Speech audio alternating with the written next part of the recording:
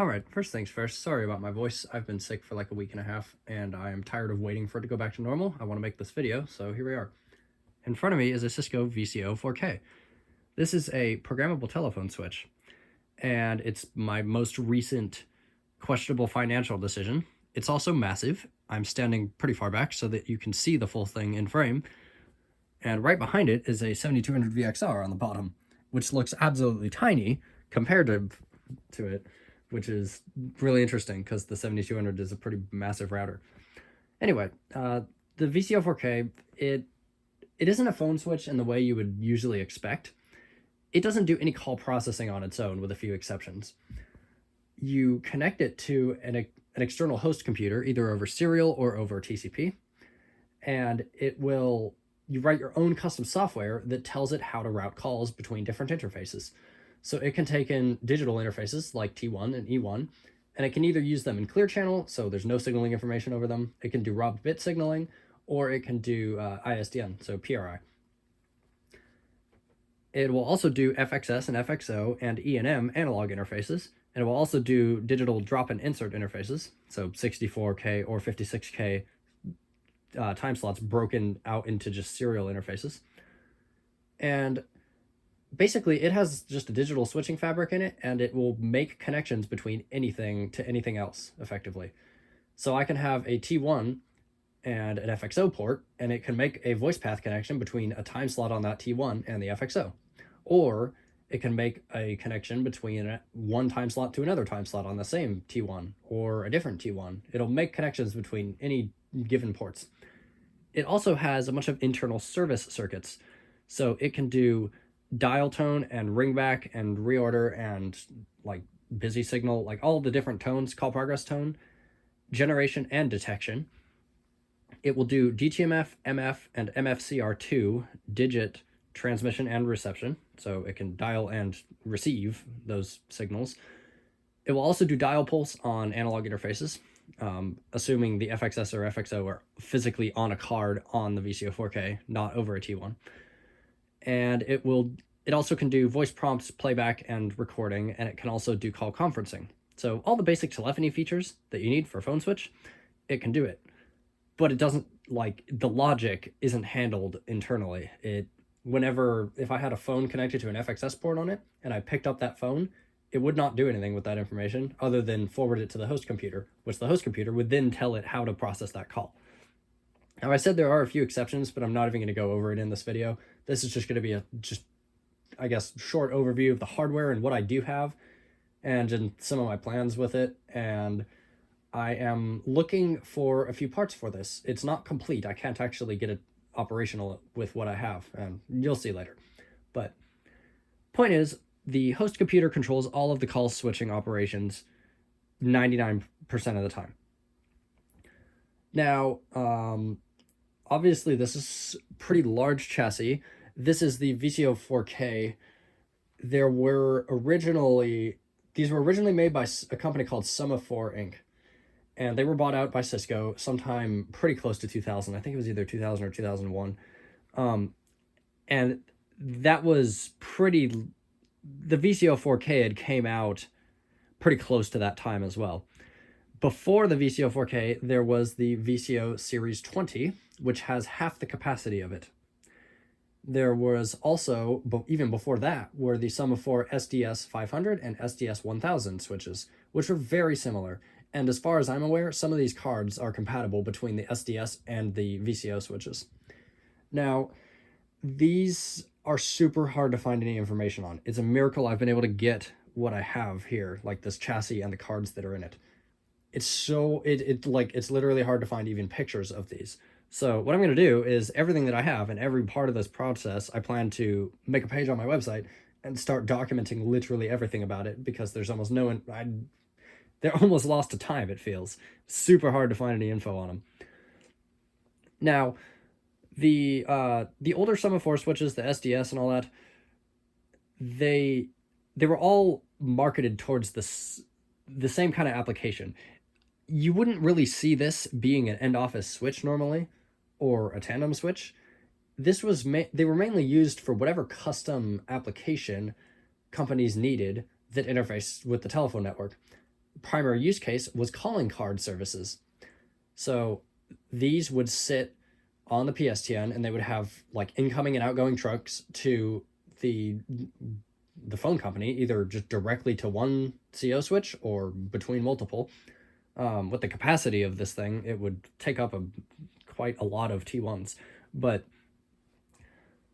these, and basically whenever you call your calling card access number, you would reach this switch, and it would play voice prompts to collect your information. And then the host application, of course, would do whatever processing, billing, all that stuff. And then it would prompt for the number, you'd enter the number, and it would make a new call out one of its other ports and connect you to it. And of course, it would be still on the line during that time, so it could cut you off if you run out of time or something. But that was the main application for them, because at the time, there was no other real provider of that kind of service. That's also something that the Cisco AS series gateways, like these AS5400s, targeted. But those came out later. I haven't been able to find exact dates, but the earliest I've seen for the VCO4K is 1996. And some of the cards in this one are dated 1996. Now, of course, I don't have specifics. It's the only information I'm going off of is the manuals I've been able to find and Internet Archive, archived web pages, which are mostly functional. But of course, it was just a company webpage, and you'd have to contact them to get more information, so it doesn't provide all that much. But in any case, the important part is that I have all the manuals pulled from Cisco's Univer CD, like Univer and then CD. It was a service that it's basically a CD that has a whole bunch of their product documentation, and thank goodness the VCO4K product documentation is on there, because otherwise I don't think I would ever have found it. And it has all the API information and all that, so I am fully prepared to write a call processing application to use this switch. I just need to get the switch in operation first. So let's just start with go forward with a hardware overview here on my messy workbench. On the front, we have these two handles that's holding this whole front piece on. This front bit is also an air filter, if you can kind of see through there. But these are latched, and there was a key you could get to lock this. I don't know what it looks like. I haven't been able to find it, but I'm going to see if I can get that to work, because if you look, there would be a little tab that comes out there that prevents you from opening this. Basic security from, I guess, very trivial security measure.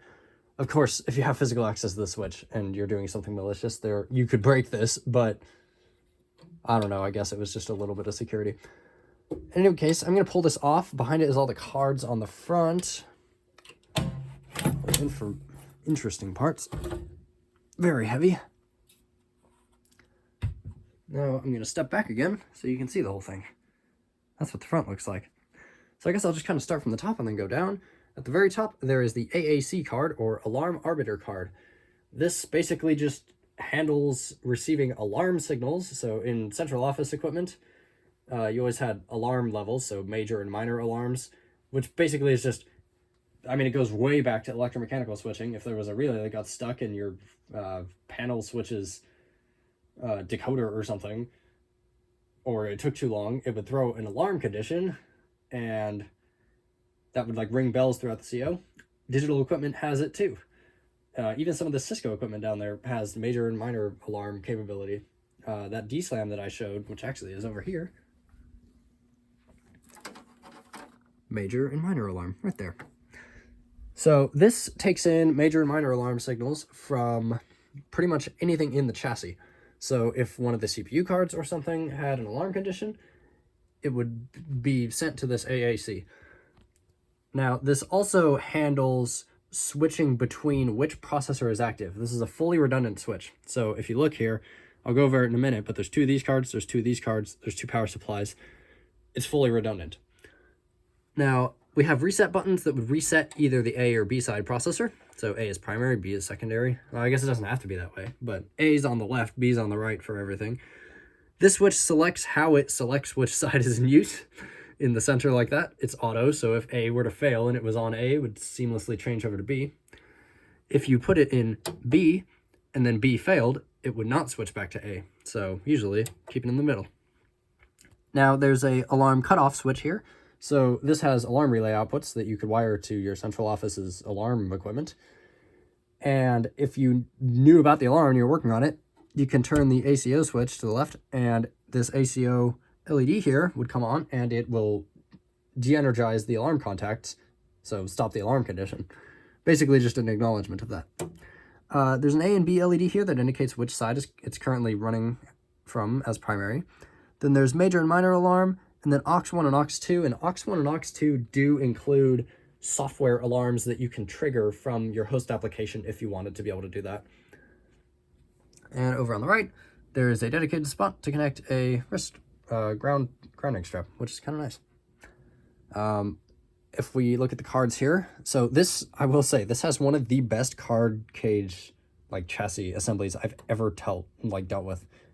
I've so many other pieces of equipment that have it, and it's just like the worst thing ever. This one actually works, and I was very pleased with that. So if we look on the left, we have two NBC3 cards. So these are network bus controllers. Effectively, they manage and handle the just parallel data bus that runs throughout this entire chassis. So I'm trying to remember. I don't know if they actually will do... I don't know if these are part of U-Law versus A-Law conversion, because it can also do that. I don't think they are. But in any case, they handle the data bus of the system. And these actually can have a tone generator card installed on them. This one does. Let's see if I can get this out with one hand. It's kind of annoying. There we go. So if we pull this out a little bit, if you look in here, this is a onboard tone generator card. So there's little LEDs that indicate which tone generators are active. Now, the reason you can put one of these on here is because the system requires tone generation capability to function, because even if it does not have communication with the host, in a worst case scenario, it can at least take an incoming call and give the caller a reorder signal, and it needs to be able to generate that tone to be able to do that. So you could put the tone generator on the actual network bus controller card. Now, usually your tone generation is handled by your service platform cards, which I'll get to in a minute, and this isn't going back on, so give me just a moment. Not quite lined up. Oh, there, okay. It would help if you have the top handle aligned properly. Now, anyway, there's two of these because they're very fundamental to the system's operation and, of course, redundancy. Next two cards are the combined controllers. So this open portion is where the CPU card would be, and if you notice, it's missing. That is one of the big issues I need to resolve. I do not have CPU cards for this yet. The CPU card is a Motorola NVMe 147-023. It's a VME bus, standardized single board computer. And I can find those online. They're very expensive, but I can find those. But the problem is, there's ROMs that can go in them. And in the case of this VCO4K, the first two ROMs was the BIOS of the NVMe card. The second two ROMs were the VRTX32 operating system, which was also custom modified by Summa Four and Cisco for this application. So it's not just standard VRTX32, which I can't even find just standard VRTX32 anywhere, at least not targeting that processor. The processor itself is a Motorola 68000. I don't remember which specific one, but it runs Vertex 32. So I would need to get the ROMs for this, and I'm pretty sure if I'm ever going to find that, it's going to be on a CPU card meant for this switch already. So in any case, I need to get CPU cards for these. The idea, if I can get at least one, then I can copy the ROMs and get a second NVMe board, and then I should be able to copy that over and have it work. But I need to get at least one CPU card before I can do anything with this, which really sucks that it's missing them. That was the only part I wasn't able to easily find. It's even hard to find a picture on it. But anyway, above it is the floppy disk drives. So you could do database backups through this, database being the internal database of the switch that stores resource pooling and a whole bunch. I'm not even going to get into that. I will make a video on it whenever I get it running, explaining how the entire architecture works. But in any case, database backups, upgrades, pretty much just getting any files on and off of it, do it through the floppy disk drive. It can also do FTP if you have the Ethernet option, which this one does. So that will be nice. But I suppose if your OS isn't booting, then you need some form of drive to be able to get data on and off of it. So that works too. And the initial installation of like the system itself, like not the Vertex operating system, but all the system files, the initial setup of the system, you would have a set of diskettes to put in this drive and set up that side initially. I haven't been able to find those either, of course, but luckily this has SCSI hard drives in it, and thankfully the Fireball SE hard drive is still functional, and I was able to image it. So shout out to that hard disk for surviving the like 24 years of this Switch's life or whatever, alongside it being shipped to my workplace and then me moving it from there to here and still functioning. So one of the two were in functioning order. Very happy about that. It has all of the operating system files and everything on it. So, well, not the operating system files, but the VCO Switch's actual application that the operating system runs. It has all that on it. So that's good. Has everything it needs. Yeah, I'm getting off topic. Anyways, next 4 cards are ICCs. And of course, this entire Switch needs to be cleaned up. That's like sticker residue that's all over this. But these are interface controller cards. This is a mid-plane system. So if you look here, that's not the back of the Switch. That is basically like, that's in the center. It goes back further than that, which I'll get to the back in a second. But these are the front half of T1 or E1 cards. So this is the side that has all the Altera FPGAs and all of the magic that actually handles the T1. The card that goes on the back has all the protection and the basic, like, just ICs, like the framers and line interface units for the T1 circuits. Now, of course, I said this can do E1 as well. These will work with either. The back card is what determines which interface it is, which is interesting. Now, if you look at these, they have this little display here. That's like a dot matrix LED, and it'll display a letter or group of letters to indicate what the current status of the card is.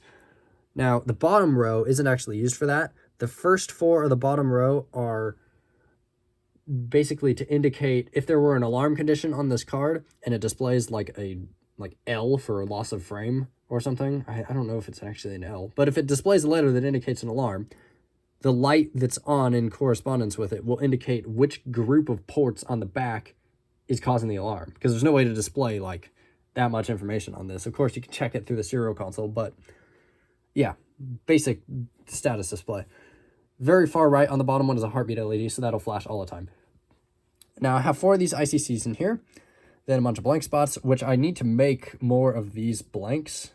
At least I want to fill this up so that the airflow pattern works correctly, because that is important.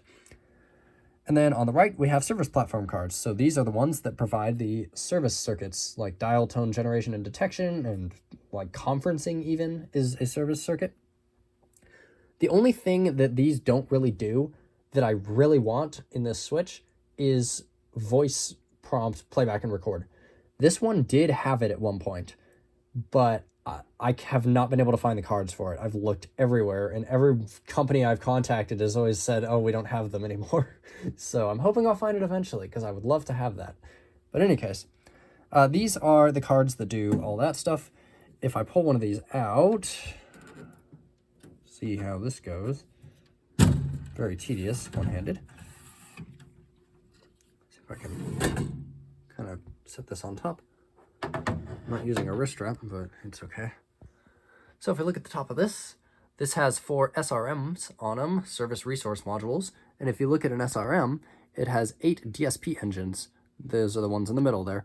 Each DSP engine is assigned a function. So I can assign one of them to be a dial tone generator. I can assign one of them to be a MF signaling outpulser. I can assign one of them to be a DTMF receiver. So you configure how you want to allocate these resources in the switch's configuration. Each one of these can provide 32 channels, I believe it is, so 32 active calls into one of these chips, which is insane. But and here's more. It's funny, it says Summa Four Inc. here, but on the front it's actually Cisco branded. Anyways, that's a common theme with a lot of these cards. But anyway, 4 service engines, and they're all configurable for different purposes. Let's see if I can get this back in here one-handed.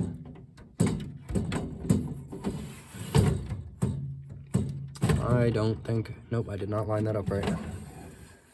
One moment while I struggle with this.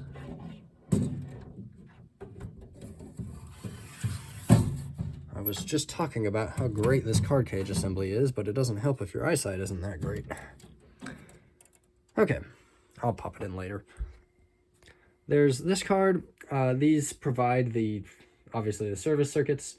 I have 4 of them in there. I don't think I will need that many, because I'm pretty sure that one of these would be able to handle all 4 of these worth of T1s. But in any case, the rest is blank. And now at the bottom, we have 2 DC power supplies. You could get these either in DC or AC. This one's DC. For DC, it's negative 48 volt. And it's 20 amps at negative 48 volt. I'm going to have to get a power supply for this. I have negative 48 volt power supplies, but not anything that high amperage. So, yeah, it'd be easy for a CO, but unfortunately I'm not a CO. Now, I guess that's pretty much everything in the front. I'll go to the back here. And, as you might expect, see if I can stand back far enough, just a bunch of ports. So at the very bottom, we have this is the power entry module. You'd have one power connection coming in here, the other coming in on the other side. Let's move this. Right there is a switch for main system power. And then right there is, it's really interesting. This window is described specifically so that you can look and make sure that the ground connection is connected. I'm not sure if that's the actual purpose of that, but that's what the manual says the window is for. On the other side here, the remote alarms connector there is for the major and minor alarm contacts. And at the very bottom, there's a port that lets you remotely tell the AAC up here, basically remotely controlling this function of switching which side is active.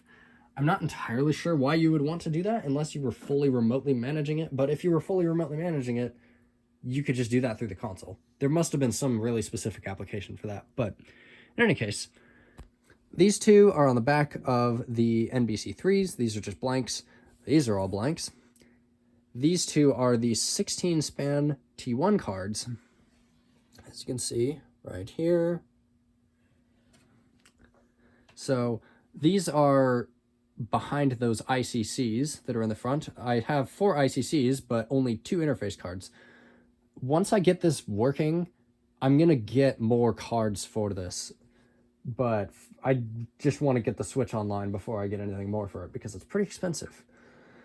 Now, these 2 are behind the combined controllers. So if we look at the top, of course, it's just identical between the 2, but we have LEDs to indicate SCSI termination power and Ethernet power. We have a SCSI connector, which this actually wasn't implemented. At least there's no defined use for it in the manual. It just says it was never used. We have an AUI connector for Ethernet support. We have a Centronics connector for printer support, for a parallel printer. I'm going to have to make a custom cable for that. I'm sure it came with one, but that is the same connector that's on the printer. So I'll have to make something custom to be able to plug that in. Usually it would be a DB25. And then if we go down, we got DB25 serial ports. This one's for the main system administration console. This one's for the auxiliary system administration console. The usual application is the secondary one would be connected to a modem, and then it can automatically answer and initialize a modem, and then you could be able to remotely manage it that way.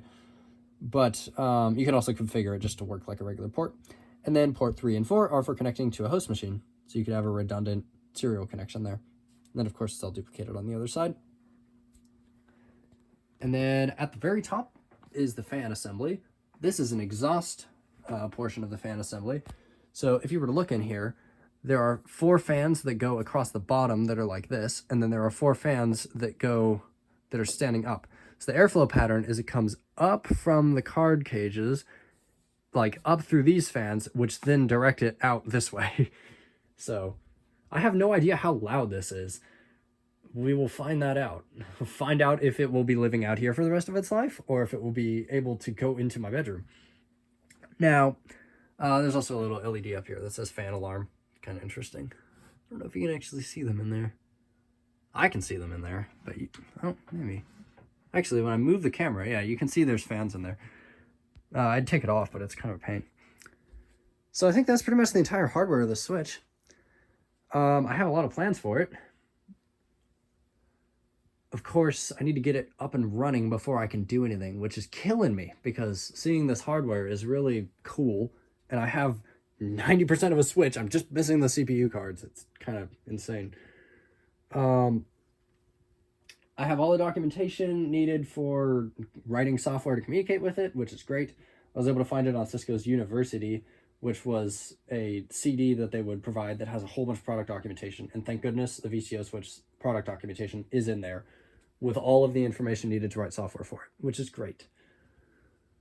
Now, I guess my only other thing would be, if you know anything about these, if you've ever worked with them, if you know literally any detail about these, if you've ever seen them in use for any application or anything, I want to hear about it. These seem to be almost completely lost to time, from what I can tell. It's so hard to find information on them. If I didn't know what the name of it is, I would never be able to find, like, this unit, right? Of course, I said I was able to image the hard drive. Brain's having trouble trying to figure out what I've talked about or what I've not. I was able to image the hard drive. It's got all the files on it that it needs. It's also got a whole bunch of audio prompts, and I've edited together a video with all those audio prompts in it. I'm going to upload that after this one, and that'll just go over every single audio file that's in there. It's got all the standard, well, I don't know if it's got all of the standard prompts, because there's a bunch of them listed in the manual that it doesn't have, but it has a whole bunch of standard, like, Cisco provided audio prompts for numbers and all that.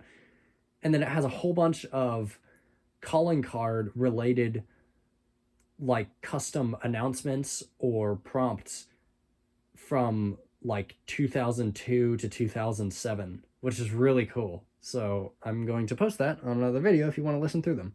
I find it really interesting, and hopefully it's also got a whole bunch of other language prompts in it. I sent a bunch of these to my friend, which I'll link the video that he made of it in the description, of a bunch of Spanish ones that sound like advertisements, like phone advertisements. He's going to have somebody that he knows translate them, and we're going to see what all those are. So that'll be interesting. But it's got, yeah, I went over the audio prompts. It's got all the software on it. It's got log files. I don't know if I talked about this already. It's got logs that, it seems like the last time this was powered was 2015, but it wasn't on for long. It was just a few entries in a log file. I also ran strings on the entire, like, disk image, and I found a whole bunch of log entries from 2004, it looks like, was the latest it was in service, and then it was powered on every once in a while since then. But of course, I think most of that's been overwritten. The files aren't there anymore. It was from deleted files, so I'll see if I can somehow recover that, but I don't think that they're complete. Yeah, that's about it. If you know anything about these, if you know anything about getting CPU cards, let me know, please. I would greatly appreciate it. The other cards I'm looking for are the IPRC card, which does prompt and record. That's the one thing that SBCs don't do. Oh, and speaking of, there's an interesting harness here that converts from 50-pin SCSI to edge connector, which was in here and connected between the CPU and where an IPRC card was. So glad I have that, because that is a very specific cable that I would probably never be able to make. Yeah, I think that's about it. If you know anything about these, have any stories about them, know anything about it, if you've written software for it, I really want to hear from you. I guess my plans for it are to make this work as close as I possibly can to a class 4, like tandem, or class 5 end office phone switch, because that's something I don't have. I have nothing that can act like a central office switch, and that's part of the reason I got this, other than it's really cool and I think it should be preserved, and I have a huge interest in this switch. I am fully prepared once I get it working to start writing an entire switching platform that makes this operate like a central office switch. Of course, it'll be a tiny central office switch, but it'll be more than what I have. So I guess I have a lot of plans for that, but I'm not going to start writing that software until I have this switch working, because I need to know how it acts. It's one of those things where I have all the documentation, I know how it works in theory, but I want to make sure before I start structuring an entire system around it. But in any case, that's all I got for now. I will make an update whenever anything happens regarding this, I suppose, and whenever I make a page on my website for it, I'll put a link in the description of that too, I guess. But anyways, that's the VCO4K, massive piece of Cisco equipment. It beats the CMTS in terms of weight, I'll guarantee you that.